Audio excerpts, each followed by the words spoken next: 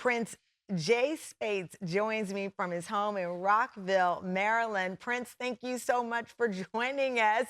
I mean, this started with a DNA test, like a lot of people have done, and you took out the test, and as a promise to your father to learn more about your family history, what did the test reveal? Well, first of all, let me say thank you, Princess Tamara. Oh, How does that feel? And I had my father and both my mother were very big on genetic research. They really wanted us to know our whole story. And throughout their lives, they off and on undertook research projects into our DNA, and they passed it on to me. So we have 70 years as a family invested in research into our family tree. So I just took a simple online test after my father, DNA test from one of the many online services, after my father passed in mm, 2016, um, and got the that's reason call it a profile. And I saw Benin as the single largest chunk of my DNA. And I had never really thought much or heard DNA and Benin. And there I was with that profile and really did nothing with it until some months later when something else happened relative to me finding and connecting with people in Benin. so you don't know anyone, obviously, of the royal family there. How do you prove something like this? I mean, it comes up in the DNA, as you said. There was another incident as well.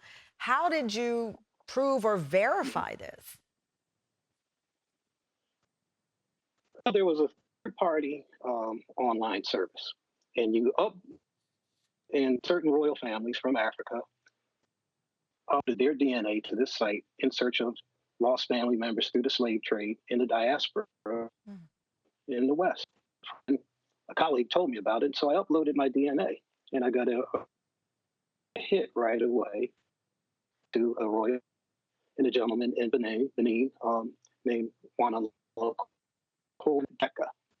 And that was it. And I was shocked, but nothing happened after that. There had to be some other things that um, had to come into play to make the connection.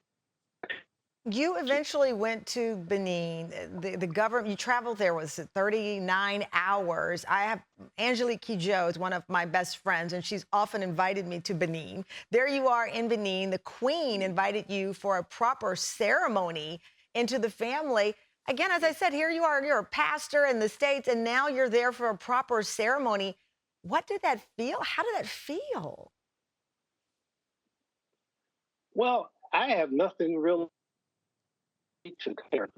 Stepped on what I call sacred, the ground of my ancestors, ground zero for the Spates family.